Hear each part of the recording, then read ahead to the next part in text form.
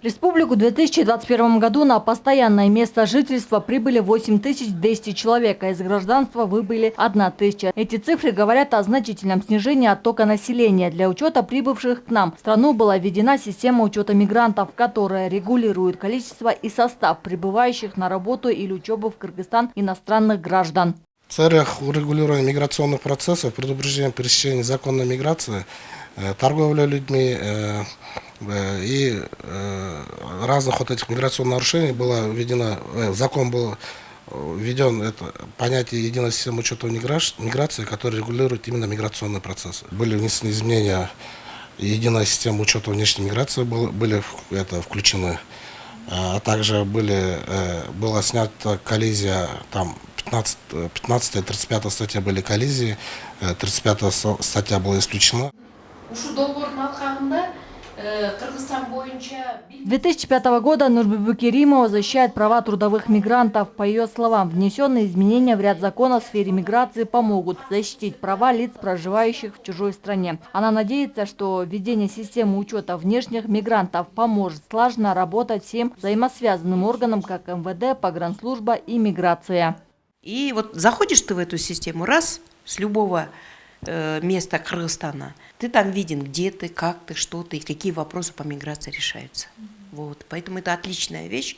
Вторая отличная вещь, которую вот президент это сделал, о том, что обязательно вот повысили ответственность уполномоченных лиц, вот, кыргызстанцев, которые вывозят за границу детей, например, родственников.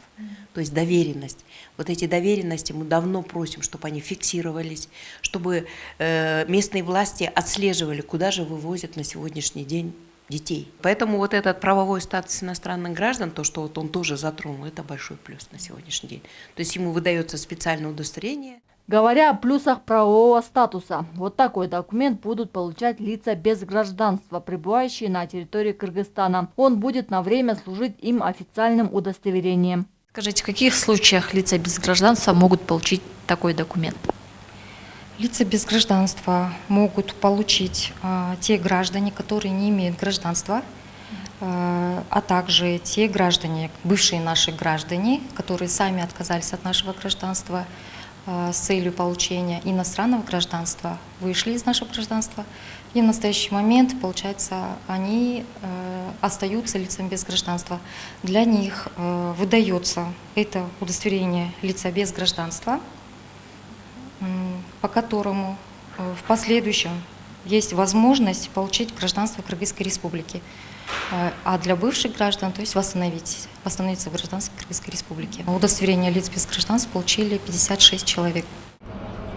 А мы напомним, что на сегодня самая большая группа мигрантов из Кыргызстана по официальным данным находится в России порядка 700 тысяч. В Казахстане 45-50, в Турции работают более 61 тысячи, следом идет США 60 тысяч, в Корее около 9, в Эмиратах и Великобритании находится по 6 тысяч кыргызстанцев. Джибек Исакова, Руслан Бароненко, ЛТР, Бишкек.